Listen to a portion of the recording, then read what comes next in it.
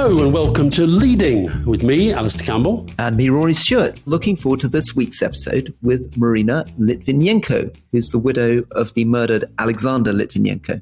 Now, I'm sure that you all remember the front page of The Guardian, late 2006. The man murdered by the Russian government, key witness in his own murder. So can you tell us a little about what you were doing in 2006 this time? Do you remember that moment? I do remember it. Tony was still Prime Minister. I'd left, but was kind of, in and out. We had a very different relationship back then to the one that we have now with Russia. And Marina pushes me on that in the interview. She reminds me of the times when we were, a lot closer, shall we say, to the Putin regime. I really, really enjoyed talking to Marina Litvinenko. I think to go through what she's gone through. It's horrifying. And just to remind people who are coming into it, her husband was poisoned with polonium. I mean, this incredibly sort of super sinister, dramatic method of killing an ex-KGB officer done by revenge by the Russian security service was sort of prelude to Salisbury, where they tried to use radioactive substances again. And then you've had the chance to sit down and talk to her. And I'm really looking forward to hearing this conversation. Yeah, so well, here it is. It's the conversation that I had while Rory was away on his travel somewhere. And I hope you do enjoy it, Rory. And more importantly, I hope that our listeners enjoy it. So, welcome to a very special guest, Marina Litvinenko, widow of Alexander Litvinenko, killed by the Putin regime. So, my first question, actually, Marina, if I say the name Andrei Lugovoy, just tell our listeners who that is, and then I'll tell our listeners what he's done recently. Andrei Lugovoy, from me, is the murder of my husband. And because of that, he was granted to be a member of Russian parliament. And I believe when Putin's regime will collapse, he would be taken for justice to London. So you still think that can happen? Because I'm a very optimistic person, what helped me almost for 10 years to get kind of justice here in London, I believe one day I will have a proper justice. The reason I mentioned Lugovoy as well, he's, as you say, he's now a member of the Duma. And he did a TV interview recently, which I watched the other day, which was, I don't know if you saw it, but it was chilling even for me. So what it was like for you, I don't know. And he said to Zelensky, president of Ukraine, "You will be killed. You'll be the first to the gallows. If anyone damages the Russian state, they will be exterminated." He then said that Zelensky should read a book by Pavel Sudoplatov, who was an agent who killed Trotsky in Mexico. So I guess my question is, Alexander must have known that that is the sort of person he was dealing with when he started to call out the Putin regime. So wasn't he scared the whole time that he was going to be killed? And weren't you scared on his behalf? It's a very interesting question because Lugovoy wasn't like that in 2006 or even before. He developed this quality as a monster and cold-blood killer just now, or after he was pronounced as a murder of Alexander Litvinenko. And then in 2006, he was a former employee of Boris Berezovsky. He was a head of security for TV channel and former KGB worker, but even not as an agent. Did Alexander work with him? Because Alexander, of course, was a Russian agent as well. But they never worked together. Okay. They've been a different department. I would say my husband did real work on the ground, but Lugovoy was as a security guy. He looked after very prominent figure as then Prime Minister Gaidar or some others. And when he retired, he received this job with Boris Berezovsky as a head of security of this TV channel. I believe because of his close relationship to Boris Berezovsky, he'd been used to approach Sasha Litvinenko. And it looked like they both might be interested to do business together.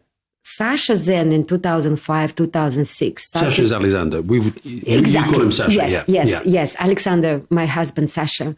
He tried to build his own business here in London. And he needed some sources in Russia because his job was mostly about private investigation for future business. If somebody from Russia would like to do business in UK or in Europe, you need to know who you're doing business with. So he met him, was it 3 times before he killed him? Yes, first met, it was a birthday party of Boris Berezovsky. Everybody were there. And Lugovoy were sitting in the same table. And of course, it was normal conversation for what are you doing. It looked like a former colleagues, but again, they never been colleagues. And after they discussed to meet again in London and again, and this was process to start maybe a business together. So Alexander wasn't suspicious that this guy was trying to kill him? Of course, not killing, but I can't say he could trust him for 100%, but I think he recruited him and to came to business together and to feel he maybe more on this side. And this was for Sasha like an interesting game, how he can be able to convert Lugovoy. Is that the intelligent agent in him? It looked like, yes. Yeah. And so then when he was at the Millennium Hotel and he was poisoned, just talk us through that process of what happened from that moment to then his death. And just from your perspective, what you were seeing and what you were feeling and through that time. I've met Lugovoy just once during this Boris Berezovsky birthday party. And then I only heard from Sasha, he's coming to London, he's going to meet him. And I remember Lugovoy was looking for property to buy in London. And he wanted to set up business in London and in Russia. Another part of his business was a wine. He traveled to Argentina and he supplied Russia with this Argentinian... While being a Russian agent? Yes. Okay. Yes. And even more, Lugovoy had a history being in prison just in 2000. Urgently, he helped former business partner of Boris Berezovsky, Nikolai Glushkov. Mm-hmm. I would like to say Nikolai Glushkov was killed. He was killed in 2018, just a few days after Skripal in Salisbury were attempted to poison. Mm-hmm. It was almost the same time. How Andrei Lugovoy, after released from prison, received a grant, $30 million, to set up his security company. So hold on. You've got this guy who you know is involved with the Putin regime. Alexander's here in London, and he's the guy who's called out Putin as running a mafia state. He's accused him of being a murderer, a paedophile. He's said all sorts of things about Putin, and yet he's still tempted to go into business with this guy who must have aroused suspicions in him. From my point of view, Sasha as a very experienced officer, but of course not like intelligent service officer. He was mostly working like inside, internal. Yeah. And he saw Lugovoy as a person who is not 100% of Putin agent. And Lugovoy looked as a person who loves money. And making this negotiation might possibly take him to his side. Mm. And at this point, how closely was Alexander working with the British intelligence agencies? Because, of course, when your worldview is, as I described it, as Lugovoy said recently on television, if you try to damage the Russian state, you will be exterminated. If that's the worldview of Putin and the people operating for him, Alexander must have known he was at massive risk. Of course, Sasha knew he's in risk from very beginning when we escaped from Russia. He wasn't not paranoid about security, but he always tried to monitoring all situation, and started his consulting job with the intelligence service here in UK, and then to Spanish intelligence service. I think it was like natural because Sasha knew all about this criminality, all these people connecting to Russian government. Because his speciality was organized crime, wasn't it? Absolutely. Yeah. He knew all this from inside. And his knowledge was so important, and here in Spain, and what he believed to all part of Europe. And his consulting job was accepted, and he started to do this. It was almost an accident that you ended up in Britain, wasn't it? Because he tried to get asylum with the Americans in Istanbul. Yes. And they turned him down. And then you booked a flight back to Moscow via Heathrow. Yes. And then you applied for asylum at Heathrow. So why did the Americans say no and the Brits said yes? I'll tell you even more, if you like it. or maybe don't like it. But when Sasha was waiting for his travel document in Georgia, he get out from Russia to Georgia. It was easier because he couldn't get out from Russia anyway. I was at the same time in Spain, and we still discussed what we're going to do, because of course we were not planning to get out from Russia at all. But I was already with our son, with Anatoly, 6 years old. Sasha was waiting for his travel document. And people here in London, like Vladimir Bukovsky, Oleg Gordievsky, try to help Sasha from here, to apply maybe to get Sasha and his family directly to London. But who was the prime minister then? Oh, Tony Blair? Exactly. And said no? And said no. Okay. We don't need this mess with Vladimir Putin. Yeah. And this was 2000. Everything looks very good, very promising. Better than it does now, for Tony sure. Blair was the first politician in the world who introduced Vladimir Putin to this international club. He came to London, or not to St. Petersburg. Before he was president. To St. Petersburg. I think you've been there too. I was. Yes. Yeah. And how we can say how all the world was foolish about Putin. Yes, it was very difficult to believe one day he became who he is now. And Sasha was saying no. And why we couldn't go legally directly to UK. And then was a help from Alexander Goldfarb, is his advisor for Boris Berezovsky, who tried to get us out from Russia to bring us to America. And our meeting in Ankara with authorities in the American embassy wasn't successful. It's only proof Sasha never been spy. Only secret he could say to American weapon, missile, was used against former Chechen president Jahar Dudayev. And somebody sold it to Russian to kill Jahar Dudayev. And he knew who did it. And he gives this information to American, but they said, it's okay. So they wouldn't take him. So why, when you got to Heathrow, how did you manage to get asylum here? After that, we've been all nervous what to do next. And Alex Goldfarb, our friend, he said, if you're going to direct it to America, you would be arrested and you're going to immigration prison. I said, no way. I don't want to separate with my son.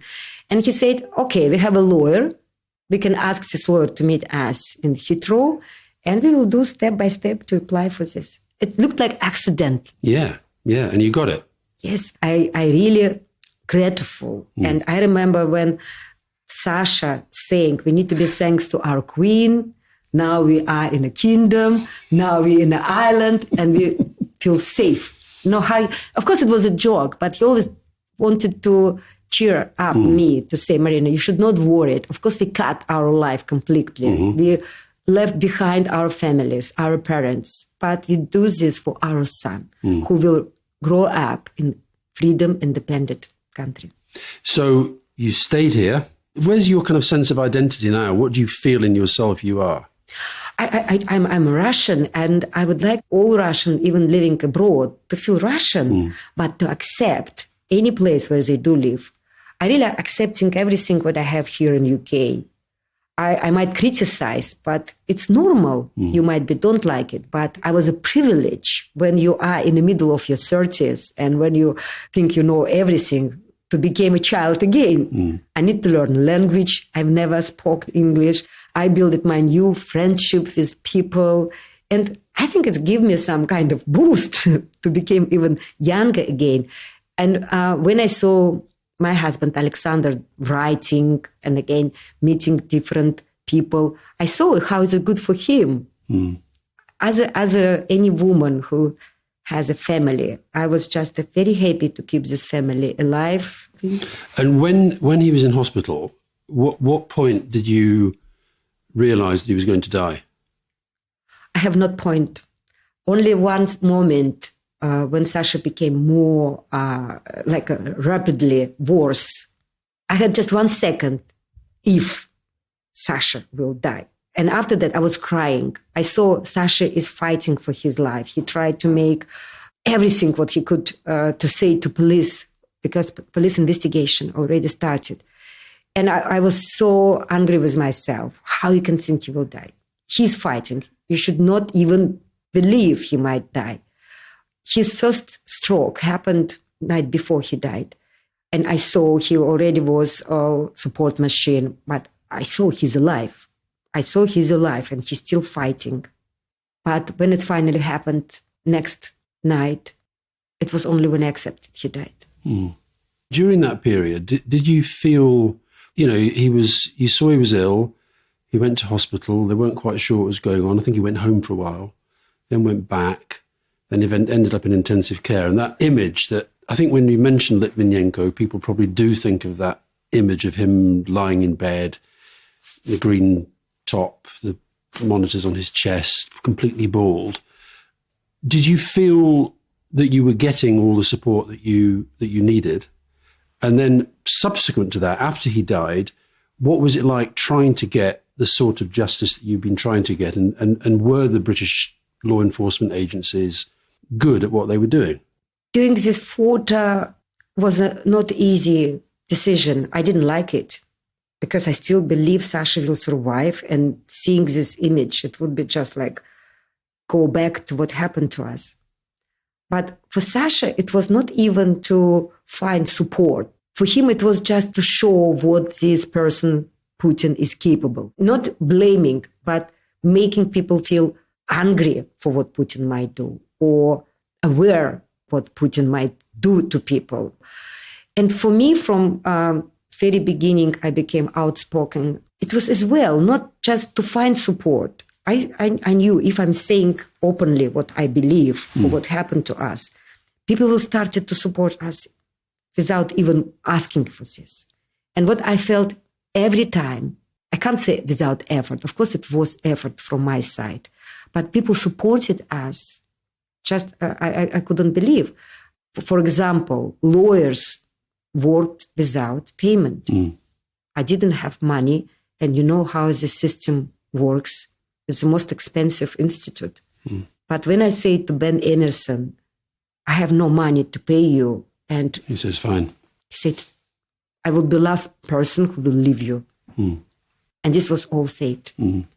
They received after that legal aid, but it was nothing compared to their salary. And what about so you mentioned when Putin first came on the scene and we were in government and thinking that maybe he was going to be more Western orientated than his predecessors, and clearly we got that wrong. But then as you went through this process of trying to get inquests and trying to get proper inquiries, was that difficult? Were you finding you were pushing at an open door, or was the message that, we'd rather not have to deal with this? Many things look different now when you watched what happened 4, 5, 7, 10 years ago. Then when I received question from Boris Berezovsky, would you like to know who killed your husband? I said, yes. And when I received first time, would you like to go for inquest already in 2007? I said, okay, let's go. But it was so prematurely. I tried to monitoring all advices and what might people from police who investigated this case or my legal team, I just tried to follow their advice. And first time I realized something is wrong in 2013. 2013, yes, it was the worst year. Because? Because first, William Hague make a lot of files secret. Since after Sir Robert Owen makes this announcement, we have evidence Russia stayed behind of this crime. And it was like a first victory, not just us, it was all officially. Russia stayed behind of this crime. Secondary, we didn't get public inquiry because in this case, we might use these files behind the door. And we couldn't get it even more. Theresa May then Home Secretary, yes, she just even say you're not allowed to have it. I didn't know what to do. I have no plan. I couldn't secure my cost. How frustrating was that? Absolutely. It was just like, why you want to stop me? I'm not doing this against British government. I don't doing this against British state. I think it was, of course, I cried before, but this was, I cried. Because of the frustration? Yes. I mean, it sounds a little bit sort of, I don't want to overstate it, but it sounds a little bit Kafkaesque that you are clear what has to happen, but you can't make it happen. Absolutely. And in another one, it was like a balance. I have a lot of people supporting me. I have a legal team who said, you do right things. I have a friend of mine who said, you do right things. And suddenly from another side, people try to prevent. First of all, it became public, then to bring press, then to make this a public inquiry again. But the public inquiry was key, wasn't it? Yes. So that was the turning point. Yes. And this was, for me, why it was important. It's still a lot of speculation. We don't know exactly for what did happen. We don't know was it Russia state behind. I want to bring this all evidence, just one by one, to public to understand it's true. And stop talking. Sasha committed suicide. He's smuggling radioactive material to UK and he poisoned it himself. You know, it was shocking. But this was the first time show how Russia tried to influence British public opinion. But it was Sasha himself saying in 2003, be careful with Russian money. You don't know what this money will bring to your society. 2003. So when you see, I know you listen to the podcast and you probably know that neither Rory or I are very fond of Boris Johnson, but when you see the stories of him being paid, or the Conservative Party being paid lots of money for playing tennis and having dinner with the oligarchs, how does that make you feel? It was not only my feeling, I reacted, I gave it interview for what happened in 2014, because it did happen straight after 2014. And now we know what happened. It was a Crimea annexation, it was an invasion to east part of Ukraine. And I said, you are not allowed to accept this money. You have to give it back. Even you think it's good to your party, but it doesn't work. And the same happened in 2013. Before we received decision from Theresa May, it was fundraising party for conservative. And there was a lot of Russian names who've been here as a guest and Russian name as a donors to conservative party. So do you think as a state that the British state has been naive about Putin the whole way through? I don't think it's naive. Sometimes you just try to close the eyes and say, no, it's not happened. It's not happened. It may be too strong to say to pretend we don't know. I believe intelligence will still be professional and provide this information. But sometimes people make this mistake to believe you are smarter than other one. And they thought, it's all legal. I can't blame Conservative Party to take illegal money. These all Russian names being British citizen, and this was on rules. But sometimes you have to have something more. Well, I've only asked just the first of the 100 questions I've written down. I'm sorry to be so long. No, it's great, but we'll take a little break and then come back. Okay.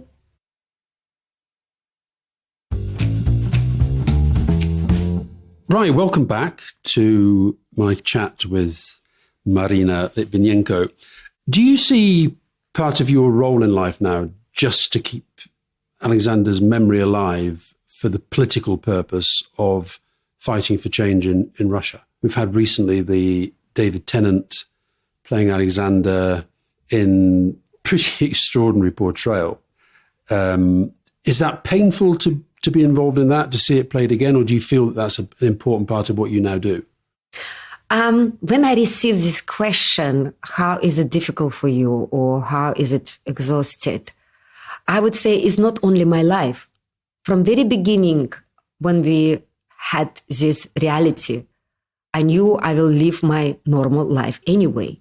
It would be very important part to fight for Sasha's, my husband, memory, for justice for him, if it's important to help other people. But I'm still be a mother. I still be a woman. But a lot of your life now is about Alexander. I would not say is this like all my life. But what I mean, every time if I have a request to give an interview or to go for talk or make some consulting work, I'm very happy to do it. But from another side, I raised my son who is now 28 and a young independent man. I'm meeting my friends and I'm so glad I'm starting my old job to do as a dance teacher. I think it helps me to keep reality. It looks like I'm living in the past, but it's not true. Okay. I don't live in the past. I live in the present and the future day. But would you ever feel, for example, as I think some people do when they lose a partner, that you grieve and then you get over and you try to take your life in a different direction? Or do you feel that you will always, always, always, the rest of your life, have to be fighting for his memory and fighting for justice? In this case, I would say Sasha never going to be X for me. It's anything what might happen to my life, Sasha would be there. And my promise to him to talk for what happened to us. He was in hospital when he first time asked me, Marina, you should talk. You should give interview, what I was absolutely unhappy to do then. But I promised, and I keep my promise to my husband. And on the road to justice, how far down that road do you think you are? You've had the inquiries, you've had the British law enforcement agencies naming the two men who they think killed him. And not only European Court of Human Rights. Exactly. They repeated exactly the same verdict, and it was quite risk because we never know how European will decide. They might make some part, but not prove everything what was done here in London. Does justice to you mean Putin falls, or does it mean that the two guys who killed Alexander are in prison? What does justice mean for you? One of them already died, and he died from COVID last summer, is this Koftun. Yeah. It's a lot of questions. But of course, I would love to see Lugavoy here in London in a court to defend and explain everything. But another one, maybe what I could say justice for me, I would be able to go to Russia. But I would be able to go to Russia only, Russia would be without Putin. And this is one maybe moment of justice for me. So how do you see Putin falling? How does that happen? I think when it's a lot of discussion about International Court of Hague and maybe for his military crime, I'm afraid it will not happen because it would be different or sooner justice inside of Russia. And this would be more brutal. Why they don't like to remember what happened to Gaddafi in Libya when angry people turned to other side. Do you really think that would happen in Russia? For what happened in Ukraine now, with all these people, military people who now actually offended and blamed for doing all wrong. I mean, Russia doesn't have not united military group. They have one group under president of Chechnya, Kadyrov, who they say it will fight the best one. Another criminal group under Prigozhin, who say it will fight the best way. In a military group, who always blame to do wrong and who will turn against Putin or Putin's elite inside of Russia, we will see. And I think it might be happen soon with the help of Ukrainian army. You were in Ukraine when the invasion happened, weren't you? So what was that? What was that like? Maybe it was a little bit risky idea and quite innocent. I went to Ukraine not to monitoring Russian army or what might happen.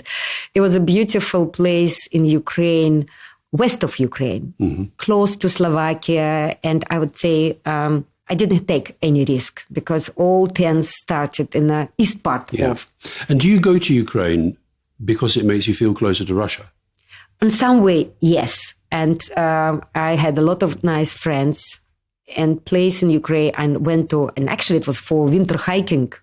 And I believed it's a good time to go. I have a break in February. I knew it was a little bit unsafe in some way, but it was too far from east. And if something happened, I knew I would be safe. Yeah. But when it all happened, 24th of February, everybody tried to push me out from country. I said, no way. I have my tickets 28th of February and I will stay here till this day. I was immediately hacked of all this atmosphere.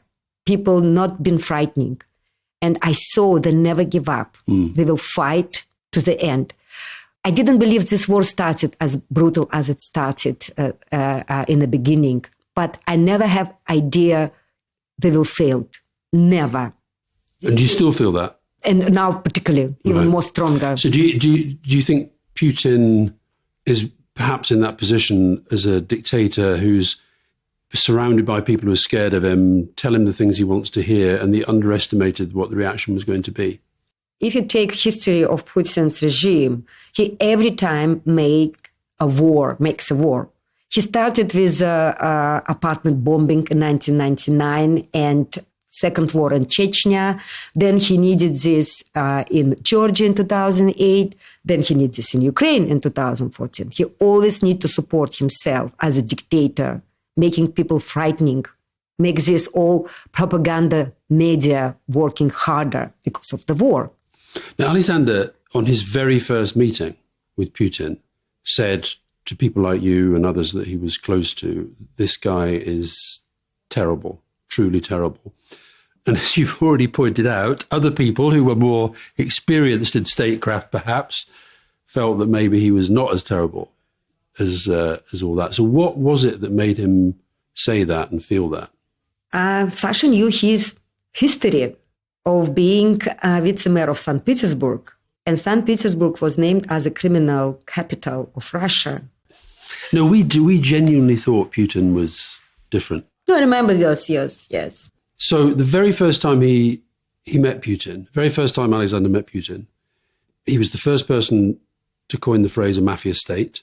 He told you and others close to him, this guy is really, really, really bad and really dangerous for Russia and really dangerous for the world. And as you've said, at the time, the world was trying to see the best in Putin, maybe. So what was it in Putin that he saw that made him feel so viscerally that this guy was such a danger? First of all, I would like to say Putin was a virtual figure. Nobody really knew about him. Nothing. He looked like a Western. He speaks German. He became looking more smarter. But if you saw him back to his St. Petersburg era, he was awful. He was absolutely awful. And criminal.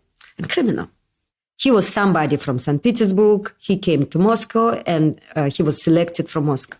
And this was obvious, not a Putin and not a family of Boris Yeltsin, former president of Russia, who decided to bring Putin to this position. So you're saying it wasn't Yeltsin decided? It was not Yeltsin. I believe it was a chance to this kind of democratical society to believe they're doing it. They're doing this themselves.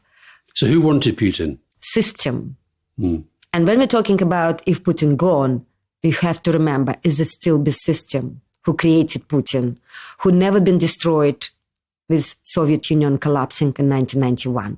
We have to remember Communist Party and KGB were the two heads of Soviet Union and building this country for more than 70 years. And be sure you destroy it immediately, just one movement. It was not possible. So hold on, it's interesting that because of course there's a strand of opinion within the American government at the moment that, and maybe this is the strand that is saying maybe we have to start talking to Russia about what happens in Ukraine and whether some sort of deal can be done, because they worry that what follows Putin, because of the system, as you call it, could be even worse. I mean, do you understand why that thinking goes on? And it became worse since 90s. And this was first Sasha's view. He started to work for Central Quarter. He was moved from army and he started to see this whole system from inside. How this service who became very criminal, because many former KGB officers looked like they resigned. They stopped working for new service because it looks like all been destroyed. But every business in Russia had a security head from KGB. And they started this war with a criminal, not like a proper war, just connecting to each other. You don't touch us, you don't touch us. And then these people knew. And that's what Sasha meant by a mafia state. Exactly. Was Berezovsky part of the mafia state? It's a very simple. Sasha was not involved to Berezovsky. Sasha, if I just finish this opinion, because it's very important to understand. When we're talking about mafia, imagine Italian mafia, it's something in America, and some infrastructure influence to a government. But anyway, government fight against mafia. We every time have some kind of score, how much. But in Russia, it was mafia state itself. They never fight. The government is the mafia. Exactly. They never fight against each other. They fight against each other, but for who will be in the top. And Sasha tried to explore this whole system, starting working for Spanish authorities, because they prove this strong connection between organized crime and people from government who decide who is going to be next minister. But did you think there was ever a point where Putin was going to try to be a more Western-orientated, honest leader? Or do you think he was always going to be the mafia state head that you describe now? Do you think he started with good intentions or not? No, we have to remember in 2001, privatization was completely finished. We have oligarchs, rich people controlling business, and everything became more or less civilized. But for system who represent Putin, it was not right. And they wanted to make a change. They wanted to bring this all under control. And of course, they need to make this all change step by step. And West has to see this all normal. So how does it, your idea that somehow because of Ukraine and what's happening, the effect of the war, that people rise up, there's not that much sign of it, is there? Is that fear? Is that brainwashing? What's behind that? Before, when we had only TV, radio, and people lived in Soviet Union, they knew this all Communist Party foolish, this all people staying one by one, then dying one by one. People, it was, of course, it was difficult to live with all total control, but it was not so much brainwashed. And now, when people had a chance to travel abroad, to watch West programs, and now to believe it's all right with war in Ukraine, this is a very serious point, how they've been brainwashed. But majority Russian population, they're still very, I would say, immature. If you switch off different programs and started to talk in different way, you will not say they became politically more activated, but they're never going to support Putin on the street. I'll give you this example about Second World War. When France was invaded, how many people supported Nazis? 10% of population, and the same 10% came for this fighting. And majority being just like, okay, they stay. Do you think it's at all possible that he'll still be Putin as we know him when he dies, naturally? Do you think he could actually be there for a long time?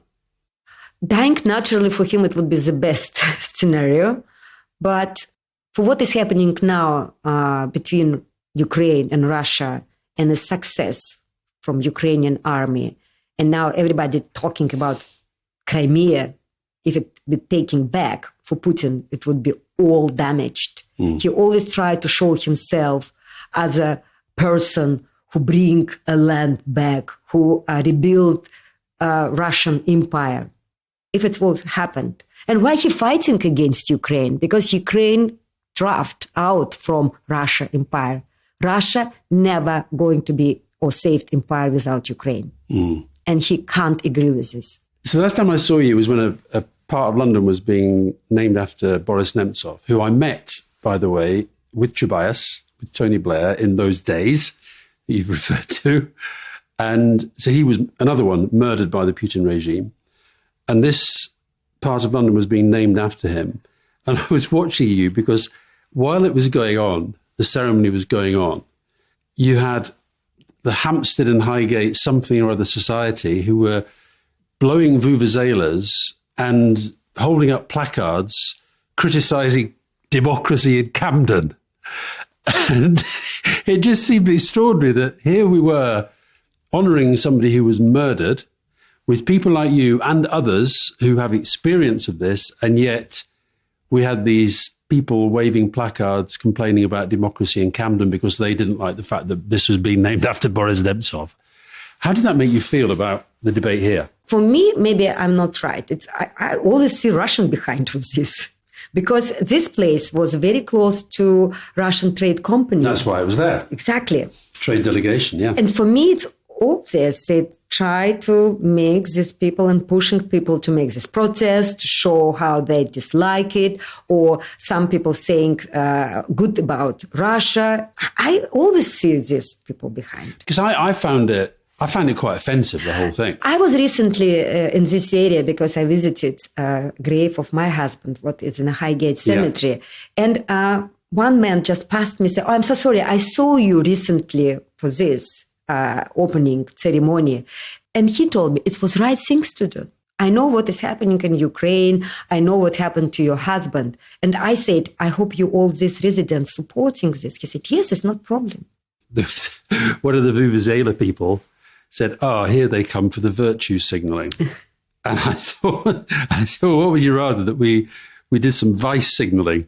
Very interesting. When I had this whole process of justice, and when I had that time to get from court and making some statement, I always had a guy behind me who tried to distract and make some attention. But he was mostly with some nuclear dust. He had some placard, and everybody hated him.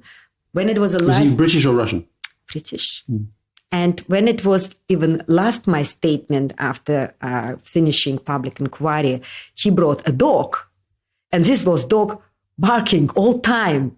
And it was everybody been so angry because one side is a dog. You can't do nothing with this dog.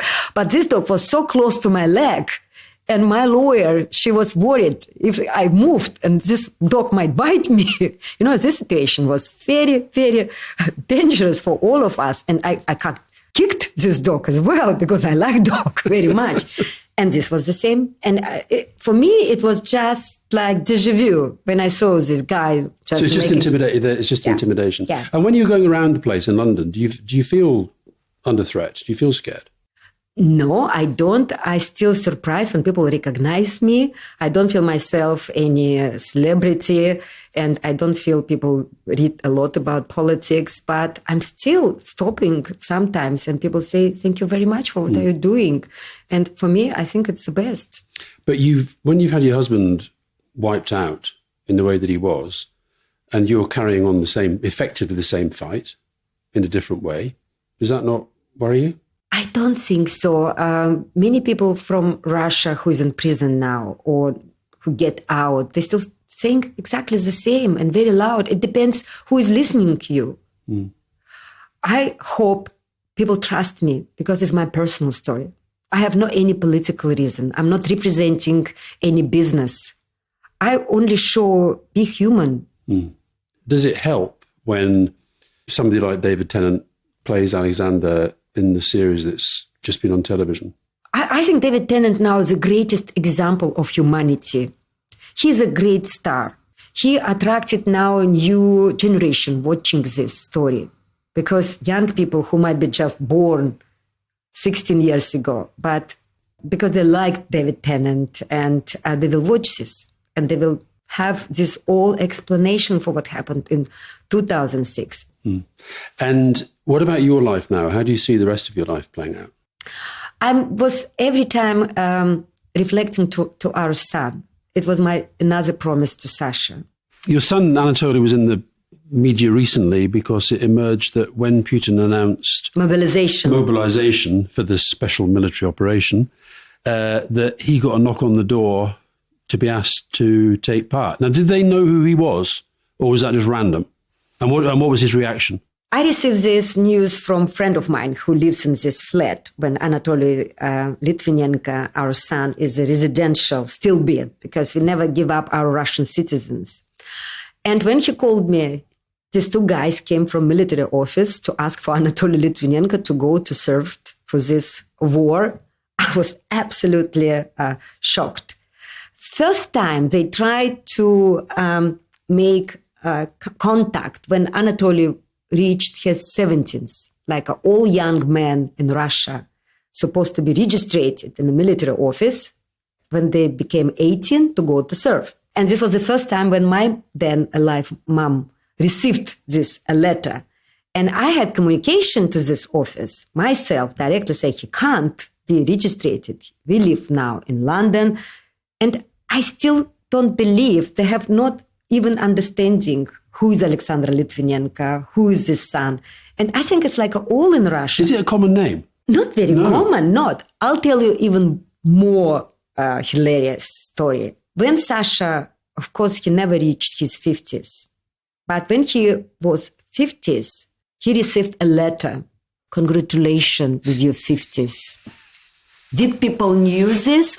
I don't believe it was a black humor. They don't.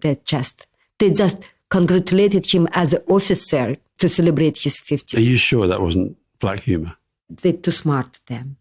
What, that is too smart to do that? No, this was some kind of exchange when this was public inquiry, and Lugavoy sent some T-shirt with a "Let's go drink tea with Polony," something like this.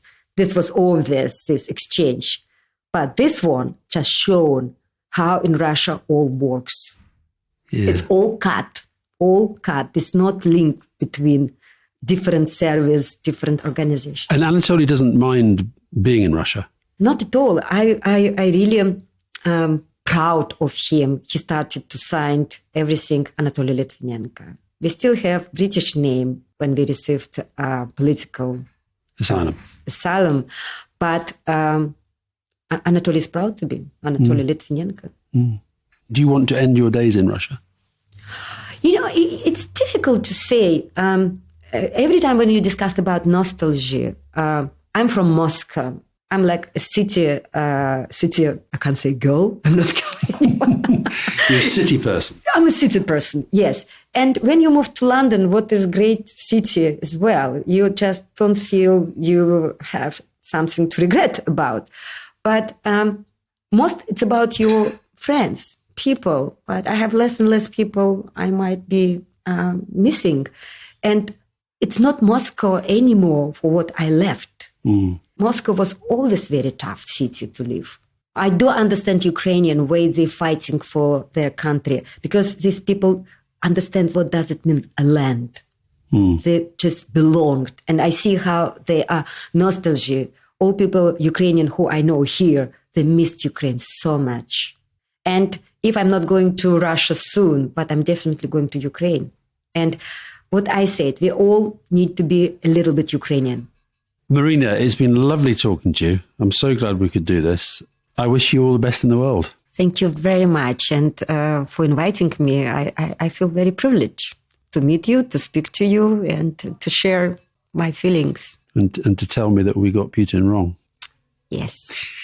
we can't make means back to the steak, but better not to repeat the same mistakes in future. Alastair, that was brilliant. How did you find that? That must have been fascinating and also quite tough, because she's challenging you a bit, isn't she? Or challenging you and the Tony Blair government a little bit. Yeah, she was, but in a very, very, very nice way. She strikes me as an incredibly nice woman, and you just got to admire the guts and the perseverance to keep going and keep fighting. She is still fighting.